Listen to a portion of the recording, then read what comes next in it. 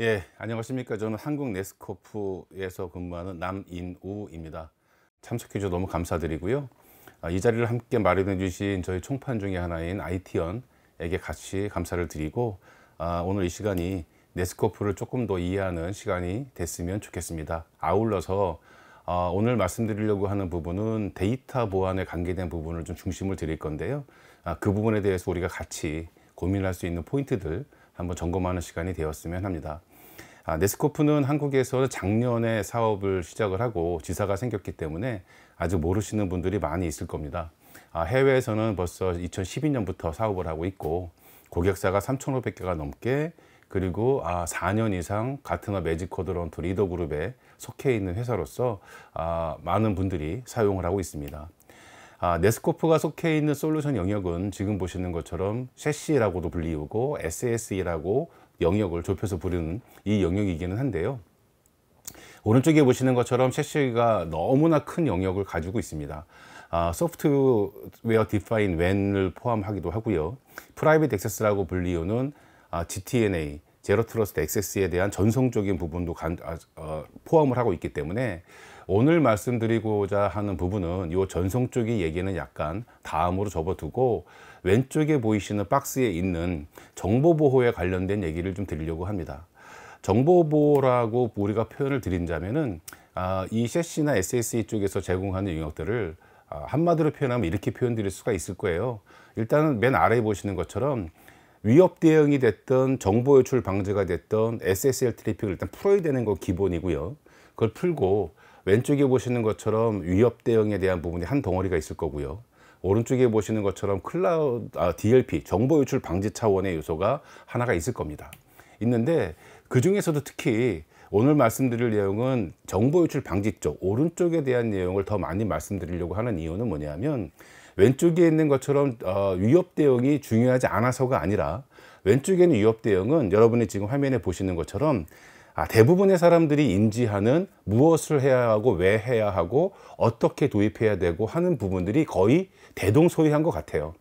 예산이 있느냐, 나에게 이것이 필요하느냐, 언제 디플로이를 하느냐, 어떤 제품을 고를 거냐에 대한 차이는 있을지언정 저것들에 대한 보안 전략을 세우는 데 있어서의 구성은 유사하리라고 생각이 듭니다. 자, 그래서 저 부분은 우리가 워낙에 많은 얘기를 했었기 때문에 잠깐 접어두기를 하고, 그 중에서 오늘은 데이터 보안, 특히나 클라우드에 대한, 인터넷에 대한, 사스에 대한 정보 유출 방지 쪽에 대한 얘기를 좀 드리려고 합니다. 자, 우리가 DLP라고 표현을 드리면 엔드포인트 DLP를 많이 생각을 하십니다. 엔드포인트 DLP가 있는 고객들의 대부분은 엔드포인트 DLP 있으니까 인터넷으로 나가는 그것들도 다 우리가 준비가 되어 있는 것 아니야? 라고 이해하시는 분들이 많이 있는데요. 지금 보시는 것처럼 어떤 분들은 그냥 네트워크 DLP가 확장이 된 거지 라고 생각하시는 분도 있고요.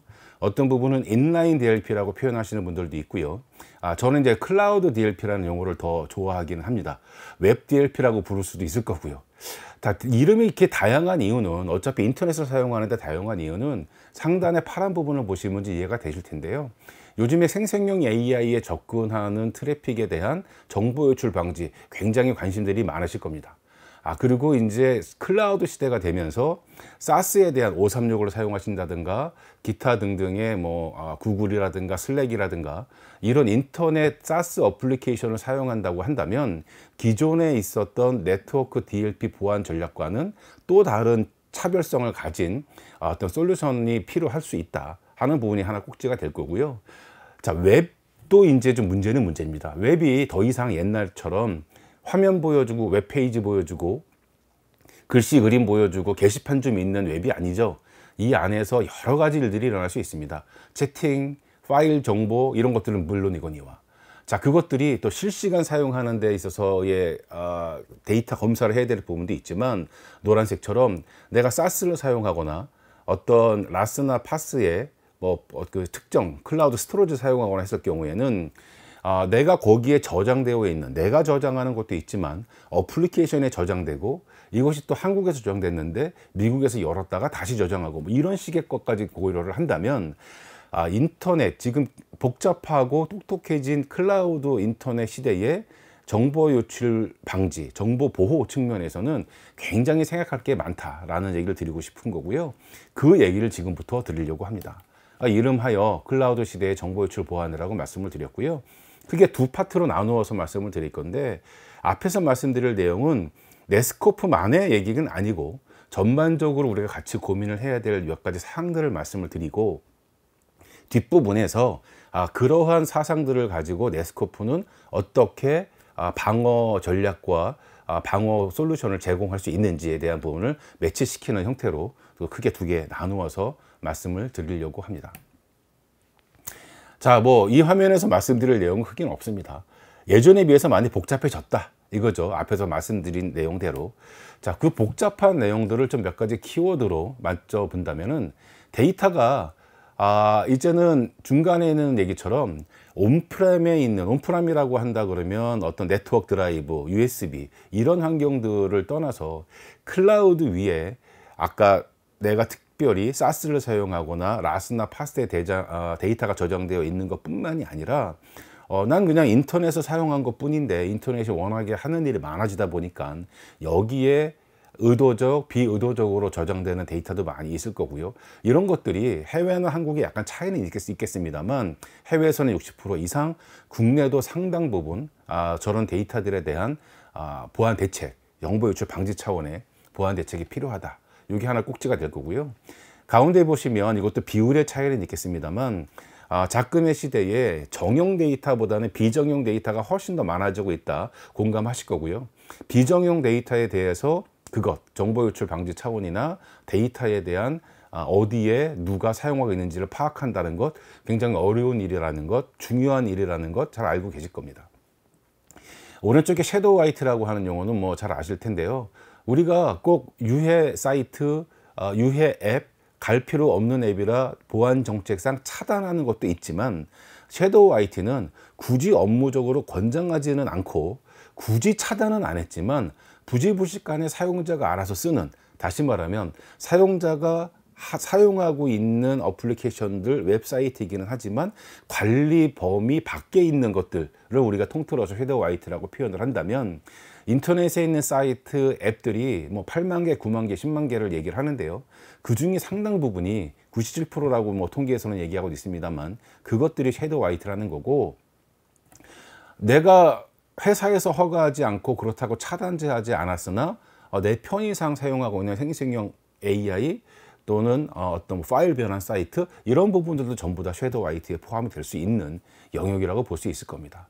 자, 그것들이 지금 말씀드린 것처럼 이 데이터들이 이제 예전에 온프라임에 있을 때는 정해져 있었으나 클라우드 환경이 되다 보니까 얘네들이 어디에 저장되어 있는가, 어떤 데이터가 가 있는가, 누구에 의해서 저장되고 움직이는가, 그것들이 어디 클라우드에서 어느 클라우드로 이동이 되는가, 조회가 되는가, 이런 부분들까지를 관심을 갖고 추적을 하고 포함을 해야 전반적인 어떤 클라우드 시대의 보안 대책이 된다라고 말씀드리는 건데요. 여기에서 뒤에 나오는 몇 가지 솔루션들에 대응하기 위해서는 우리가 저러한 인터넷, 저러한 사스에 대해서 실시간으로 움직이는 데이터들을 검색하는 부분도 있지만, 저장되어 있는, 클라우드에 저장되어 있는 데이터를 구분해서 좀 전략을 고민할 필요가 있다라고 하는 측면에 저런 키워드를 가지고 클라우드 시대의 데이터 보안이라고 이름 붙였습니다.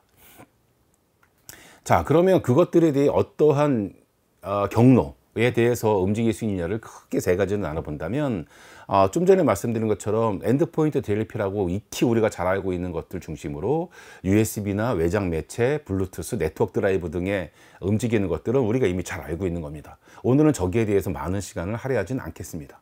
말씀드린 대로 중간에 인터넷이다, 사스다, 클라우드다 한다면 이런 부분들이 포함이 된다라고 해야 되는 부분이고요. 그것이 생성형 AI에 대한 화두, 최근에 굉장히 관심을 많이 갖고 있는 부분은 이해가 되실 거고요. 좀 전에 잠깐 말씀드렸습니다만, 번역 사이트, 파일 변환 사이트, 메신저, SNS나 공유 사이트 등은 뒤에서 잠깐 더 말씀드리도록 하겠습니다. 요지는 우리가 그냥 인터넷으로 나가는 트래픽, 인터넷을 사용하는 트래픽에 너무나 알고 또는 모르고 무의식 중에 데이터가 이동하고 빠져나갈 수 있는 구멍이 너무 많다라고 하는 부분이고요. 이 부분도 하나 강조드리고 싶은 것은 뭐냐면 인터넷에 있는 대부분의 어플리케이션들이 두 가지로 똑같은 사이트인데 돈을 받고 기업 어카운트로 허용을 하면서 좀 더 많은 기능을 제공을 하고, 그렇지만 개인 사용자한테도 허용을 하고 게스트 계정으로도 사용을 하고, 동일한 어플리케이션에 대해서 그 계정에 따른 대책, 회사 계정으로는 어떤 회사의 DLP나 정보 유출 방지 룰에 따른 제약을 받으면서 사용을 할 수 있지만, 그렇다고 해서 그 어플리케이션이 개인이나 게스트로는 사용하면 안 된다라든가 이런 부분을 얘기하는 거죠.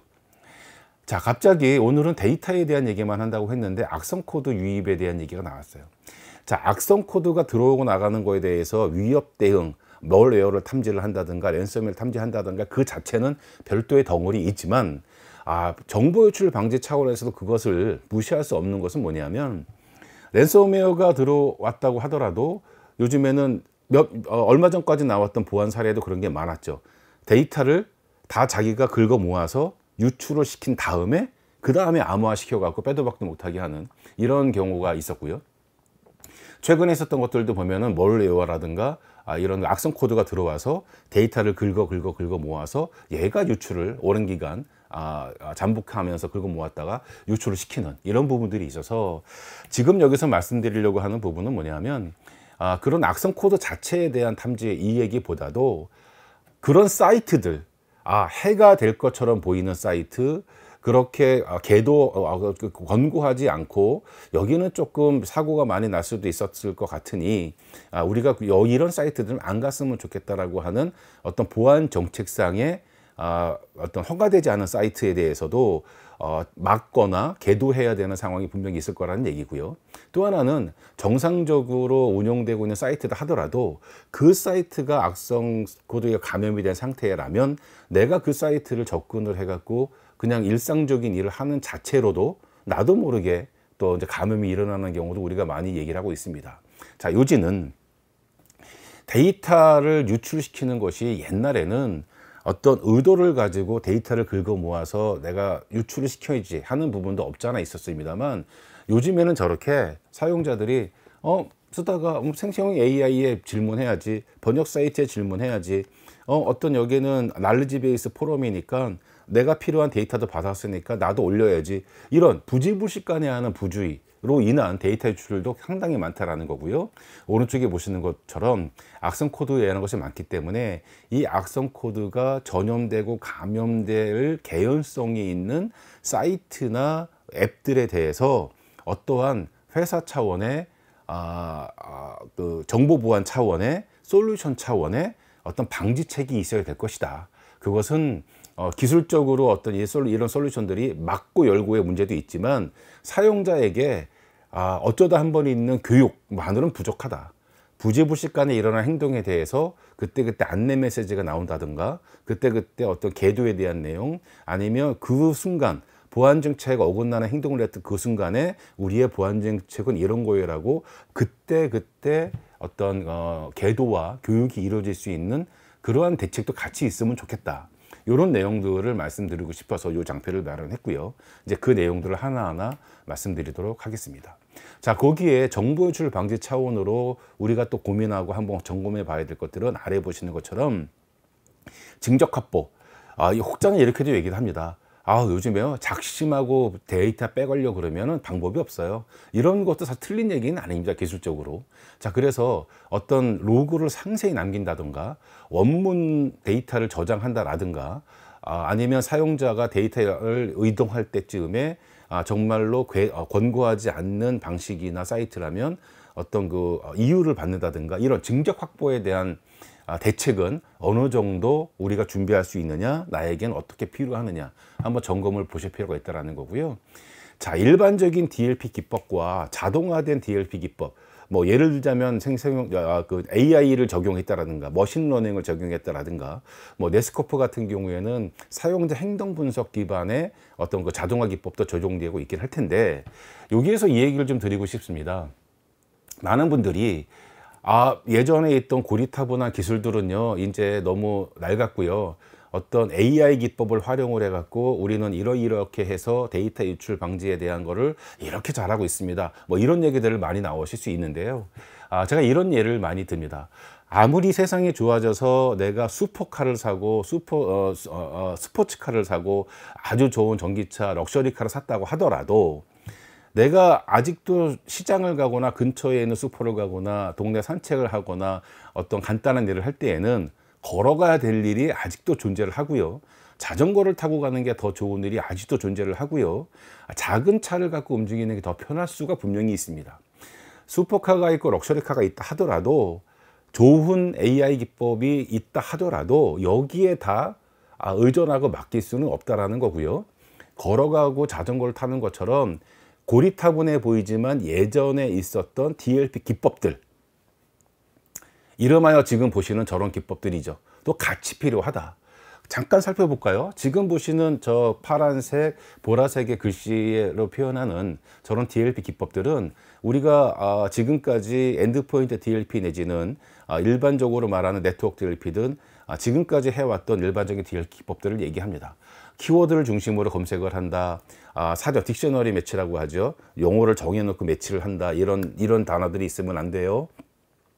정교 표현식, 레귤러 익스프레션이라고 표현을 하죠. 이걸 갖고 민감 정보, 센시티브 인포메이션, 주민등록번호 이런 것들을 이제 감지하는 것들이 있고요. 파일을 종류로 인식을 한다. 파일의 이름과 확장자는 DOC지만 실제적으로 내용을 봤더니 그림이나 도면이었더라. 뭐 이런 것들인 거죠. OCR 그림 안에 있는 글씨를 추출해서 내가 또 똑같이 DLP 기법을 활용을 한다. 이런 부분들. 뭐 핑거프린트 어떤 데이터가 있다면 데이터에 대한 그 어떤 특성을 파악을 하고 난 다음에 그 데이터에서 일부 데이터만 움직이다 하더라도 얘가 원래 속한 거는 일부만 봐갖고는 별거 아닌 것처럼 보이지만 얘가 원래 속했던 거는 이런 중요한 데이터의 일부였어. 이런 것들을 한다라든가 이기적 데이터 매치, 나민우라고 하는 이름이 떠돌아다니는 거 자체는 중요치 않아. 또 1, 2, 3, 4, 5, 6이라고 하는 나민우하고 관계된 이런 번호가 돌아다니는 거는 그게 중요치는 않아. 그렇지만 원장 기준으로 봤을 때는 나민우와 1, 2, 3, 4, 5라고 하는 숫자가 같이 돌아다니면 문제야. 뭐 이런 것들. 이런 내용들은 기존에 있었던 기법들이긴 한데 저런 기법들이 모두 다 어떤 예전에 있던 USB나 네트워크 스토리지로 갈 때에는 엔드포인트 DLP에서 상당 부분 잘 처리를 했습니다. 다만 앞에 말씀드렸던 것처럼 수없이 많은 인터넷 사이트, 사스 사이트 이런 부분에 대해서 저런 기존의 일반적인 기법을 적용하는 것조차 우리는 과연 잘하고 있는가? 저는 그렇지 않다고 느끼거든요. 우리는 가능해요라고 하는 회사들 제품들도 있긴 합니다만 가능하다라고 하는 것이 뒤에서 말씀드릴 성능적인 요소를 다 충족을 해서 정말 잘할 수 있느냐의 얘기와 테스트 환경에서 조금 사용해 봤더니 되는 것 같아 보인다는 완전히 다른 얘기거든요. 자, 그 이외에 자동화 기법 AI로 조금 더 잘할 수 있어요. 머신러닝으로 잘할 수 있어요. 우리는 기타 등등의 이런 자동화 기법을 가지고 있어요는 저 걸어 다니고 자전거 타고 다니는 걸 잘하고 난 이후에 그 다음에 슈퍼카에 대한 얘기를 했으면 좋겠다. 이런 얘기를 드리는 거고요. 그래서 이 장표로 왼쪽에 보시는 저런 각종 예전의 방식이든 새로운 고급 방식이든 이것이 엔드포인트 DLP로 나가는 이런 것뿐만이 아니라 오른쪽 상단에 보시는 각종 인터넷 사이트, 각종 클라우드 사이트에도 잘 적용이 될 수 있느냐. 이 부분이 이제 오늘 핵심이 되겠고요. 자, 뭐 당연한 얘기 같은데 왜 이렇게 계속 반복을 하고 강조를 하지? 자, 이런 것들을 하기 위해서는요, 얘네들이 문제입니다. 작은 사이트에 몇 명이 없는 것들은 큰 문제는 안 되겠습니다만 사용자가 많아지고 트래픽이 많아지면 이 성능적인 요소를 무시할 수가 없고요. 성능적인 요소가 무시할 수 없다 그래서 장비들을 원하는 대로 갖다가 많이 네트워크에 구축할 수 있느냐? 그것도 또 아닙니다. 네트워크 디자인에 문제가 있기 때문에 그것을 인정하는 원력이나 그래서 처음에는 내가 이만큼을 다 하고 싶고 이만큼이 다 되는 것처럼 보였으나 실시간으로 실망에서 돌아가는 데이터를 보아하니 이러면 어떤 그 트래픽의 저하에 성능상의 문제가 있어서 이것 빼고 저것 빼고 이런 경우도 많이 나타나고요.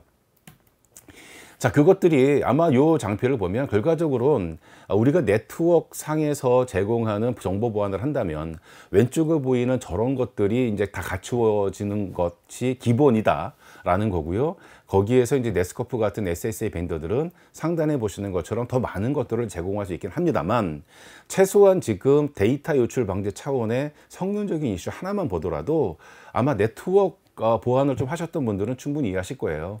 방화벽을 넣었을 때는 100이라는 성능이 나왔다면 IPS나 와프를 집어넣으면 7, 80으로 떨어지고요.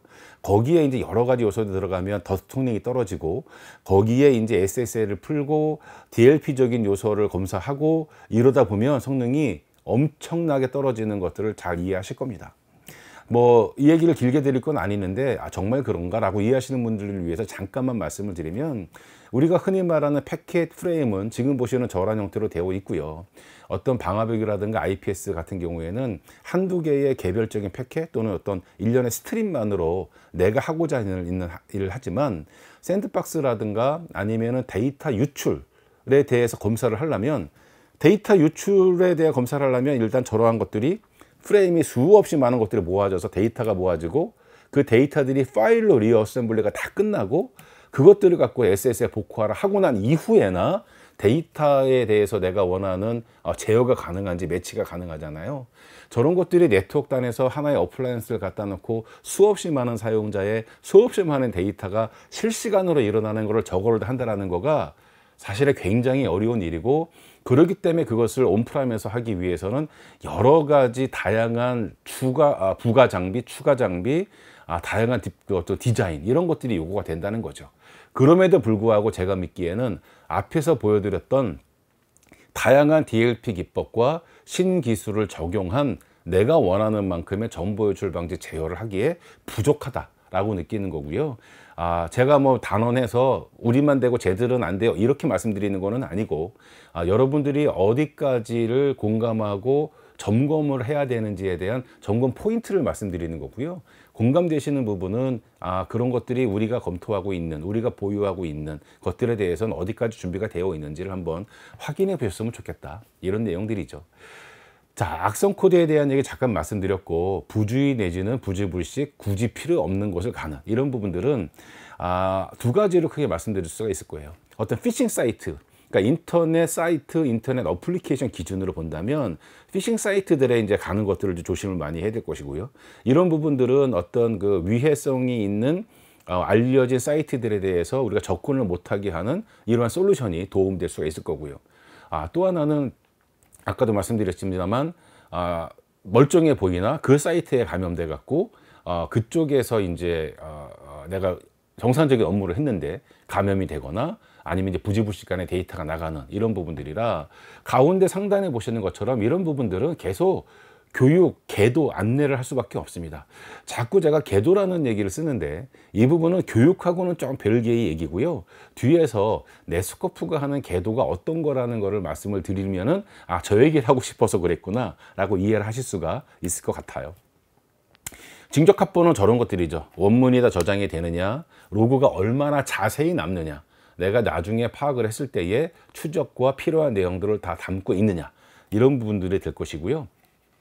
거기에 AI 기법을 사용을 해요, 기타 등등의 자동화된 기법을 사용을 해요. 이 부분은 업체들마다 다를 것이고, 오늘은 뒷부분에서 네스코프가 AI가 정보 유출 방지 차원으로 어떻게 적용되고 있는지 중에, 이를테면 뒷단에서 분석을 하고 데이터를 모으고 비교를 하고 판단을 하고 하는 부분들은 이제 그 뒤에서 일어나는 일들이고, 거기에는 AI가 적용되어 있습니다만, 오늘 하나 말씀드릴 거는 뭐냐면 사용자가 피부로 느끼는, 사용자가 룰 정책을 내리고 피부로 느끼는 부분에서는 AI가 어떻게 적용되고 있느냐 하나 예를 들어 드릴 거고요.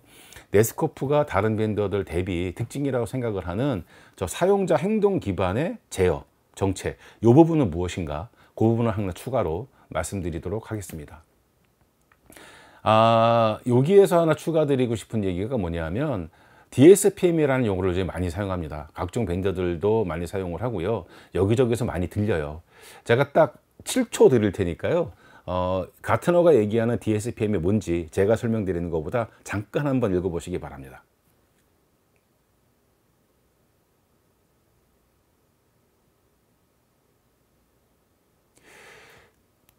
어떤 건지 이해가 확실히 되시나요? 저는 개인적으로 저것만 봐갖고는 DSPM이 그래서 뭐 하겠다는 건지 솔직히 잘 모르겠더라고요.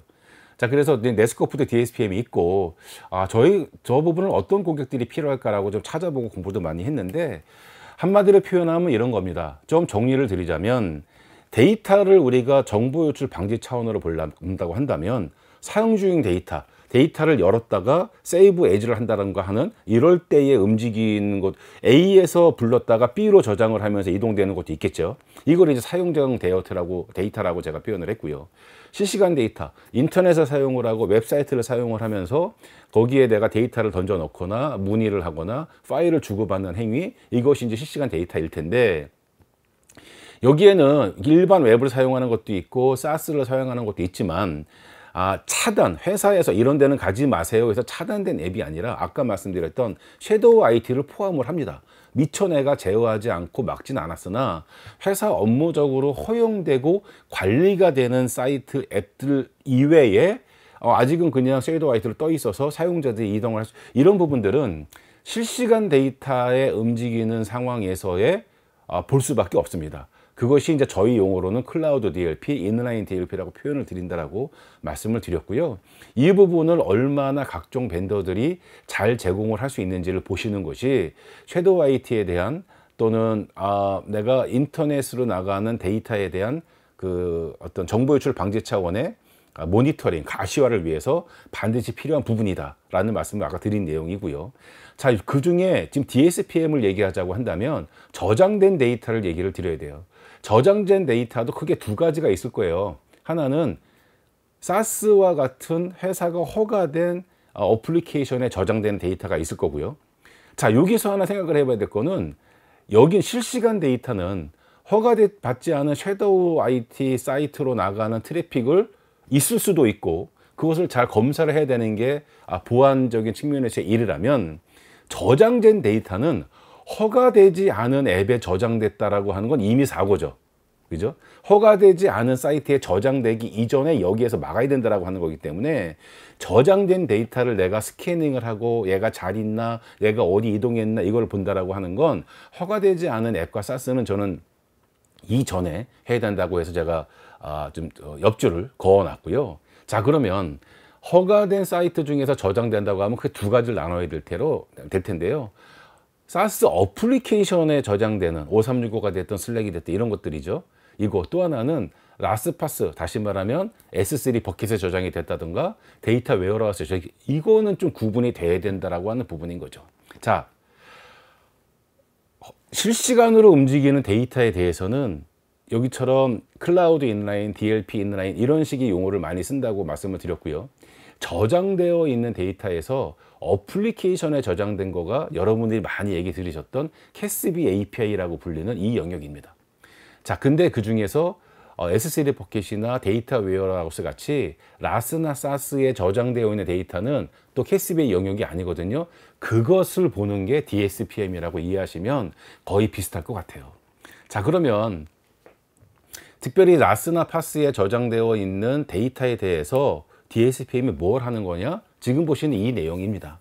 저런 식의 데이터 인프라스트럭처에 저장된 데이터가 가운데에 보시는 어떤 종류의 데이터가 저장되어 있고, 그 저장된 데이터가 컴플라이언스에 위배가 되는지 나의 보안 정책에 위배가 되는지 그것들을 구분하고 분류하고 확인하는 것들을 포함을 하고, 그것이 누구에 의해서 저장되고 누구에 의해서 움직이는지를 보고, 여기까지가 아마 대부분의 벤더가 제공하는 DSPM의 공통된 부분일 거라고 보고요.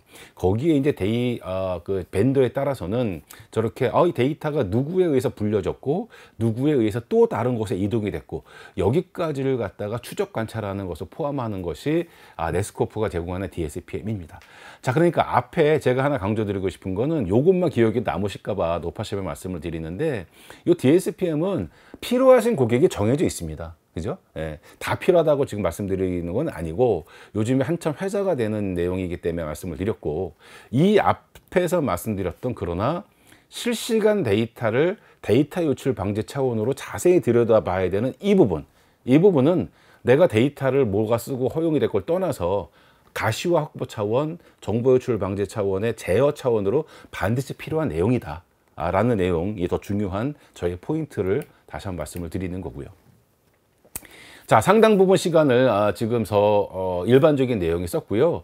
뒷부분은 나머지 한 10분, 15분 정도 시간에 앞에서 말씀드린 저렇게 점검 포인트들을 네스코프는 어떻게 제공하고 있는지를 빠르게 이렇게 맞춰가는 과정으로 빠르게 진행되도록 하겠고, 네스코프는 결론적으로 말씀드리면 엔드포인트 DLP부터 클라우드 DLP, 인라인 DLP, 저장되어 있는 데이터, 이동하는 데이터, DSPM까지 모두를 제공을 합니다.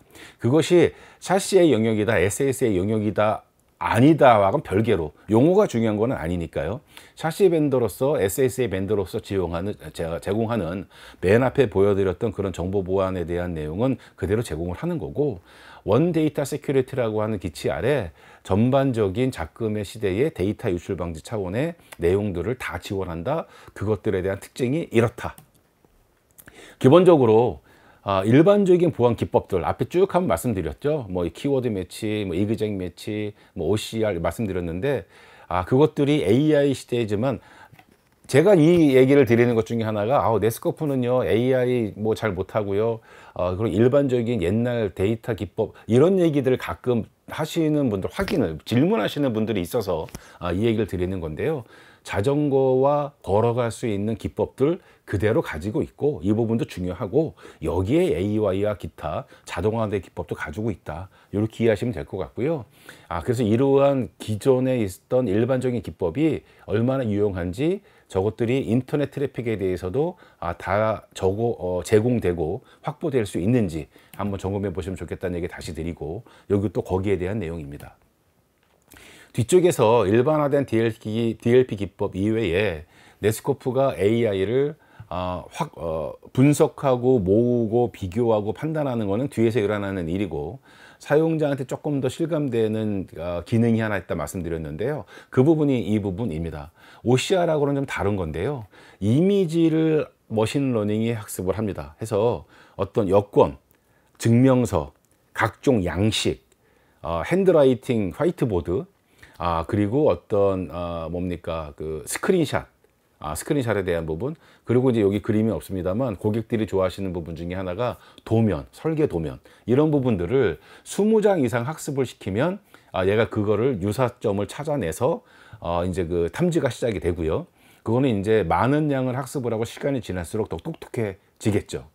이런 부분들이 기존에 있던 어떤 네트워크 기법, DLP 기법에서는 하지 못하는 추가된 내용이고, 네스코프는 굉장히 필요하고 중요한 기법이다 말씀을 드리는 거고요. 고객들이 많이 좋아하시는 부분들은 저렇게 핸드라이팅, 화이트보드 캡처라든가 양식, 도면, 그리고 스크린샷, 이 부분에 대해서는 좋은 평가들을 많이 주고 계십니다. 생성형 AI에 대한 예로 시작을 하겠습니다. 생성형 AI가 1월달 기준으로 300개가 넘었고요. 지금 제가 몇 달 동안 찾아보지 않았습니다만 엄청나게 많이 들어있겠죠. 유튜브에서도 가끔 쳐다보면 아주 다양한, 이름도 듣도 보도 못한 것이 뭐 리포트에 관련된다면 여기 AI를 보고요. 그림에 관계된 거는 얘를 보고요. 어떤 뭐 음악 예술에 관계된 거면 얘 AI를 보고요. 뭐 파워포인트에 뭐 이런 식으로 엄청나게 많은 종류의 AI가 생성형 AI 사이트들이 있더라고요. 이런 부분들이 업무적으로 다 사용할 수 없다면 필요 없는 부분은 다 막아야 되겠죠. 자, 근데 막는 거는 상대적으로 쉽습니다. 꼭 네스코프뿐만이 아니라 어떤 그 뭐 앱 방화벽이나 이런 그 특정의 방화벽이나 프락시에서도 아마 차단은 가능한 거로 보여지는데, 문제는 그 중에 일부는 우리가 회사에 업무적으로 사용을 해야 되겠다라고 했을 때에는 무조건 허가를 할 수가 없다라는 거죠. 제어가 필요하다라는 얘기고요. 네스코프가 예로 챗GPT에 대해서 제공하는 제어는 이런 것들이라는 겁니다. 11개의 활동을 구분하여 제어한다고 되어 있는데, 그것이 이를테면 파일이 오르락 내리락 하는 부분에 대해서는 아까 말씀드렸던 여러 가지 DLP 기법으로 우리가 USB에 나가는 것처럼 검사를 해야 될 것이고요. 거기에는 파일 안에 악성 코드가 있는지에 대해서 멀웨어 탐지, 위협 대응도 해야 될 겁니다. 네스코프의 제어 용어로는 에디트 포스트라고 되어 있는데, 이 부분은 우리가 더 알고 있는 이 용어로 바꾸면 프롬프트라고 표현을 드리잖아요. 이 생성형 AI가 재밌는 거는 내가 뭘 묻는다고 대답을 한 번 주고 끝나는 것이 아니라 자꾸 말을 시키잖아요. 가지고 나로 하여금 자꾸 정보를 주게 만듭니다. 그 정보를 주고 질문을 하는 거를 서로 인터랙티브하게 프롬프팅을 하고 나서야 그것에 대한 정보를 주기 때문에 내가 묻고 답을 하고 더 정보를 주는 과정에서 나도 모르는 사이에 이제 데이터들이 출될 수 있는 개연성을 더 많이 보게 되는 거고요. 어떤 경우에는 이런 거 요청하시는 고객도 있습니다. 내가 나가는 데이터뿐만이 아니라 생성형 AI가 리턴으로 던져주는 것 중에서도 이러이러한 용어, 이러이러한 내용, 이러이러한 종류들은 리턴이 안 됐으면 좋겠다. 이렇게 요구하시는 고객들도 많이 있으시고요. 그런 부분들이 이제 네스코프가 제공하는 액션 중에 일부가 되겠고요. 밑에 보시는 이 지금 딜리트, 로그아웃 이런 부분들은 데이터 유출 방지하고 직접적인 관계는 없습니다만 우리 사용자들이 이 특정 사이트에 대해서 어떠한 행위를 하고 있는지에 대한 가시화라는 건 단지 내가 궁금한 통계를 보여주는 게 가시화가 아니라 내가 기계가 하는 일이기 때문에 내가 눈으로 보고 인지할 수 없는 내용을 내가 보안 정책을 새로 세우고 수정할 수 있도록 나에게 정보를 보여주는 것들을 가시화라고 한다면 저런 식의 액티비티들을 보여주는 것이 또한 가시화적인 측면에서 중요한 정보가 되겠다. 이런 말씀을 좀 드리는 거고요. 딥시크도 아마 중국 태생이고 그래서 여기저기에서 신문지상이나 미디어에서 얘기하지 않았다면 저런 게 있는지 모르고 넘어가는 경우도 아마 많이 있었을 거예요. 그 딥시크에 대해서도 앞에 보셨던 챗GPT와 관계만큼 어떤 제어 행동들을 말씀을 드렸고요. 여기서 제가 하나 좀 빼먹고 넘어간 게 있는데 이런 것들이죠. 아까 서두에서 말씀드렸습니다만 똑같은 사이트다 하더라도 아마 인터넷에 있는 대부분의 사이트들, 앱들이 다 마찬가지일 텐데 그것이 이제 이메일이나 이런 사용자를 구분하기 위한 계정, 로그인을 받고요. 그것이 허가된 사이트다 하더라도 회사 계정으로 접속했을 때에만 저런 식의 DLP적인 제어를 받고 게스트로 접속하거나 개인 계정으로 접속하는 것은 막고 싶다. 이런 계정에 따른 분류. 네스코프 용어로는 인스턴스에 대한 구분을 한다. 이렇게 표현을 하는데요. 그런 부분들이 그 생성형 AI뿐만이 아니라 인터넷에 있는 모든 어플리케이션에 대해서 동일하다. 이런 말씀을 추가로 드리고 지금 보시는 몇 가지 장표들은 아까 가시화의 연장선상인데요. 내가 잘 인지하지 못했던 사이트인데 이거를 보니까 우리 사용자들이 로그인 시도를 했네, 로그인 성공을 했네, 이 안에서 어떤 액티비티가 일어나고 있네, 그 유세지가 어떠네, 이런 부분들을 내가 가시화를 느낌으로써 잘 정책이 적용되고 있구나, 아니면 이러이러한 부분들은 좀 정책 수정을 해야 되겠네, 이런 부분들을 아마 추가할 수 있는 예시가, 근거가 될 수 있기 때문에 제가 이거 가시화 예로 몇 장 추가를 했습니다. 자, 여기서 강조드릴 부분은 인터넷에 있는 수많은 어플리케이션들 중에서 생성형 AI는 지금 말씀을 드렸고요. 그 중에 이제 저는 또 하나 중요하다고 느끼는 게 이 부분입니다. 파일 변환 사이트들 때문에 PDF든 PPT든 막 던지잖아요. 이런 부분들 과연 괜찮은가 한번 생각해 봤으면 좋겠다라는 거고요. 생성형 AI에 내가 정보를 주는 것만큼 번역 사이트에도 내가 엄청난 정보를 주고 있다는 거, 이런 부분들은 생성형 AI만 제어를 하고 쟤는 괜찮은가 한번 확인해 보시면 좋겠다는 생각이고요.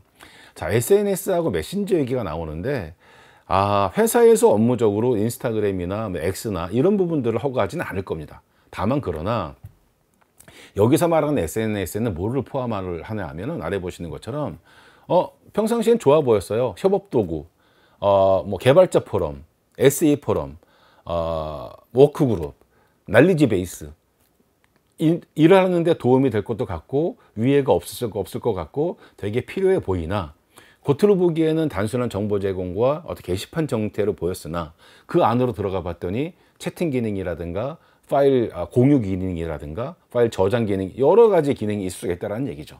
이 부분들을 수없이 많은 것 중에서 관리자가 하나하나 파악을 해서 이 사이트에선 보는 것만 허용을 하고 게시판만 허용해야 되겠다, 나머지는 막아야 되겠다, 이거를 파악할 수가 없다라는 거죠. 네스코프 같은 네스코프를 사용을 하시게 되면 그 수없이 많은 사이트 중에서 각각의 사이트가 제공하는 액티비티, 허용하는 행위들을 정책 화면에서 보여줍니다. 그래서 이 사이트 같은 경우에는 다 막는다, 아니면 이 사이트 같은 경우에는 요 행위만 허용을 하겠다, 이런 부분에 대한 제어와 가시성이 가능하다. 이 얘기를 드리는 거고요. 그 증적 확보 차원으로 몇 가지 말씀을 드리면, 로그가 이런 식으로 개괄적으로 남아서는 별로 필요가 없다라는 거죠. 근데 트랜잭션에 대한 참고만 될 뿐이지 정보 유출에 대한 트레이스 추적에 대해서는 상당히 자세한 정보가 남아야 된다라는 거고요.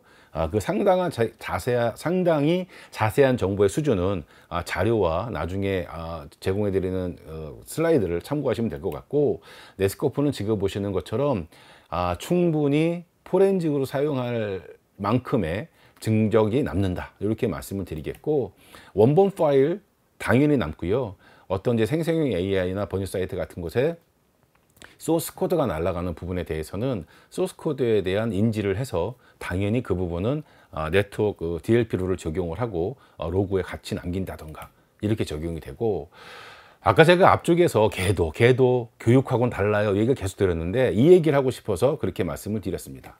자, 사용자들이 급하게 일을 하다 보면 아무리 내가 교육을 받고 해도 정보 보호를 수없이 했고 이런 제품을 팔고 있고 이런 얘기하는 저도 급하다 보면 어느 날 나도 모르게 어머 보냈네, 어머 여기다 던졌네, 이런 거를 가끔 하게 됩니다. 그럴 때 이제 회사에서 저런 메시지가 딱 뜨죠. 지금 당신이 접근하려고 하는 이 사이트는 허용되지 않거나 권고하지 않는데 정말 여기에 접근하려고 하는 게 맞습니까? 그걸 보고 내가 경각심을 갖는다든가, 또 이런 경우도 있습니다. 그럼에도 불구하고 접속을 하려고 한다면 업무상 필요하다는 이유를 좀 적어주세요. 그래서 사유를 기입하면 이 사유가 앞에 보셨던 트랜잭션 로그와 함께 저장이 되어서 그것이 이제 증적이나 포렌식에 사용이 될 수도 있고요.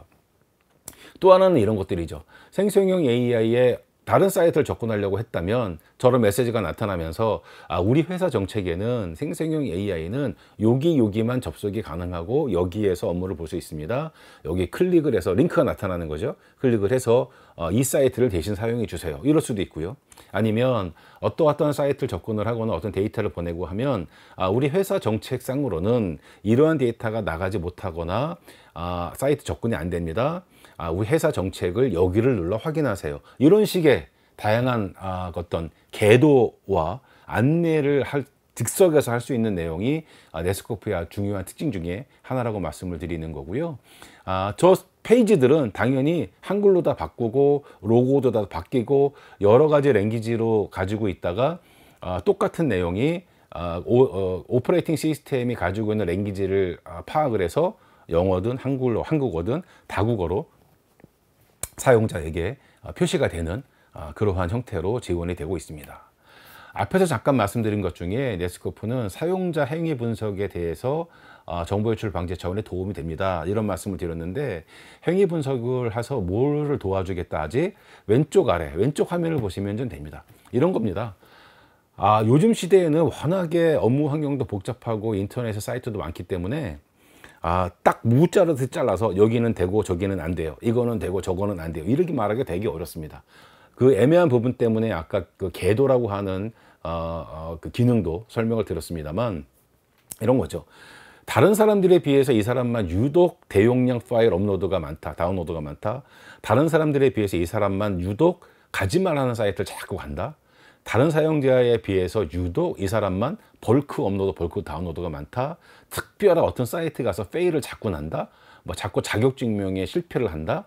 이런 것들에 대해서 점수를 기반으로 이 사용자들한테 궤도를 하거나 이 사용자한테 점수를 모아줌으로써 그 사용자들의 정책을 몇 점 이상은 조금 로그만 남겨, 몇 점 이상은 궤도 메시지를 좀 더 강하게 나가, 몇 점 이하는 조금 이런 사이트는 차단을 하고 나에게 좀 알려줘, 이런 식의 운영이 가능한 부분이고요.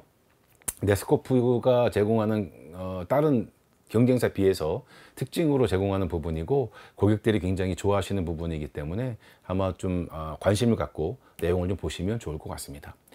이 부분은 앞에서 말씀드렸던 부분의 예입니다. 여러 가지 사이트 중에서 동일한 사이트이지만 회사 계정으로 접근했을 때 하고 기타 계정으로 접근했을 때 차단하는 부분에 대한 예시이고요. 그것이 인스턴스 아이디가 도메인 이름이고, 그것이 그 특정 사이트에 접근하는 구분하는 아이디로 된다라고 하는 부분을 설명하는 예시 자료이고요. 혹시나 슬랙을 쓰신다면 관심을 가지실 수도 있을 텐데요. 네스코프는 워크스페이스를 구분해서 정책이 가능합니다. 다시 말하면 회사 워크스페이스 안에서는 이러이러한 룰 적용으로 이렇게 사용할 수 있어. 근데 파트너 워크스페이스에서는 이러이러한 룰로 이러이러한 거는 안 돼. 외부 협력사 워크스페이스에서는 이러이러한 룰로 이거는 되고 저거는 안 돼가 보안 정책을 하나의 동일한 사이트 앱이지만 워크스페이스에 따라서 다른 정책을 매력을 줄 수 있다. 이 부분이 하나 또 특징이 되겠고요. 네스코프를 또 고객분들께 좋아하시는 것 중에 하나가 클라우드 컨피던스 인덱스라고 하는 지금 보시는 이 화면입니다. 아마 굳이 비교를 한다면 예전에 웹 필터링 시절에 보면 수많은 웹사이트들을 좋은 사이트, 가면 안 되는 사이트, 불법 사이트 뭐 이렇게 해놓고 이 카테고리는 못 가요. 뭐 이런 게 있었잖아요. 그것처럼 사이트의 단지 URL로 구분하는 것이 아니라 그 어플리케이션 하나하나를 인터넷에 있는 사이트, 사스 모든 것들 하나하나 분석을 해서 오른쪽에 보시는 저러한 내용을 기반으로 평가를 해서 점수를 매깁니다. 자, 그러면 우리가 처음에는 잘 모르고 있는 수없이 많은 섀도우 IT 중에서 보안 정책을 세우는 입장이라면 일단 초록색은 로그만 남기고 허용을 하자. 주황색은 일단 상세한 경고 메시지와 함께 허용을 하자. 빨간색은 차단을 하거나 계도 메시지를 내보내 뭐 이런 식의 1차적인 룰 적용이 가능하다라는 거고요. 어떤 사용자들이 이러이러한 사이트는 내가 업무적으로 필요해요 라고 요청이 왔다면 그 사이트는 네스코프가 어떠한 평가를 내리고 있고 어떠한 분석을 했는지를 보시고 그 행위가 어떻게 제공하는지를 판단해서 내가 보안 정책에 어디까지 허용을 할지 차단할지를 적용할 수 있다. 이런 차원에서는 굉장히 좋은 도구다 라고 생각이 드리는 거고요. 자, 이제 정리 화면입니다. 정리 화면인데 지금까지 말씀드린 내용을 이 한 장으로 작금의 클라우드 시대의 데이터 유출 방지에 대해서라면 엔드포인트는 물론이거니와 외부로 나가는 것, 이메일은 물론이거니와 거기 여러 가지 사스 어플리케이션들, 웹사이트, 거기에 라스파스를 구분해야 되고 거기에 이제 데이터 웨어하우스나 클라우드의 데이터베이스까지를 구분해서 나는 어떻게 대책을 세우고 있는가를 봐야 되는데 그 중에는 데이터를 크게 실시간으로 움직이는 상태에서 내가 해야 되는 것과 저장된 데이터 그 중에서도 인가된 사이트이냐 비인가된 사이트이냐 섀도우 IT죠. 저장된 것도 마찬가지다 라는 측면으로 나는 어떻게 대책을 세우고 있는가를 한번 보셔야 될 거라는 얘기입니다. 이 화면은 네스코프 기준으로 준비된 화면이고요. 네스코프는 지금처럼 모든 영역들이 다 제공이 되고 실시간으로 움직이는 데이터에 대해서는 지금 설명드린 내용처럼 클라우드에서 데이터를 다 뽑아서 증적을 남기고 사용자를 계도를 하면서 지원을 하고요. 다만 저장되어 있는 데이터 중에서 이게 구분된다고 말씀을 드렸어요. 그것이 사스 어플리케이션에 대해서는 캐스비 API라고 하는 용어로 업계에서 불리워지고 있고 그것 중에 특별히 라스파스 데이터 웨어하우스 중에 저장된 데이터에 앞에 보셨던 그것들을 하기 위해서 그게 DSPM에 필요하다라는 얘기이고요. 자, 네스코프는 다 저런 식으로 지원하고 있다. 나의 보안 전략은 어떠냐 이거고 한 가지만 강조를 드리면 이 부분 비인가된 사이트에 저장됐다라면 그 자체로 이미 사고라고 말씀드렸잖아요. 걔는 언제 볼 수밖에 없어요? 이동할 때밖에 볼 수가 없어요. 여기처럼. 그것이 앞에 보셨던 네스코프 같은 제품을 가지고 데이터를 웹이든 사스든 무엇이든 인터넷 사용을 하고 웹 사용을 하는 이 실시간 상태에서 보고 판단할 수밖에 없다. 저장되기 전에. 그래서 이런 제품들에 대한 필요성을 더 강조하고 싶다. 이렇게 말씀을 드리는 거고요.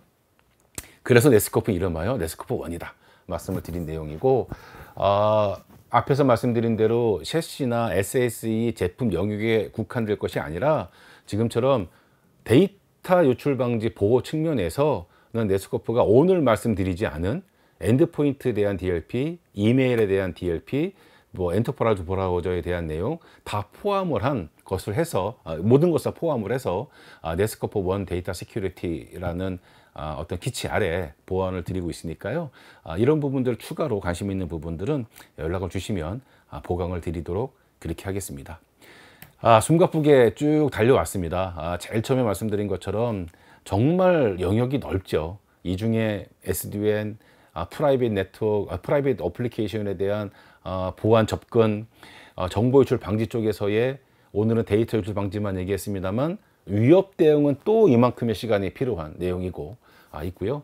그래서 오늘 말씀드린 내용 같이 한번 생각해 보시는 점검 포인트들이 잘 전달되었기를 바라고, 여기에서 오늘 제 세션을 마치도록 하겠습니다. 이어서 질의응답에 대한 부분은 저희 지사의 기술 담당 윤재탁 부장님과 우리 IT원의 SE분들이 함께 질의응답에 보강을 드리겠고요. 추가적으로 얘기를 듣고 싶으신 분들은 IT원 통해서 연락을 주시면 제가 방문해서 더 보강 드리고 오늘 다 못다한 얘기들 나눌 수 있도록 그렇게 하겠습니다. 오늘 시간 감사합니다.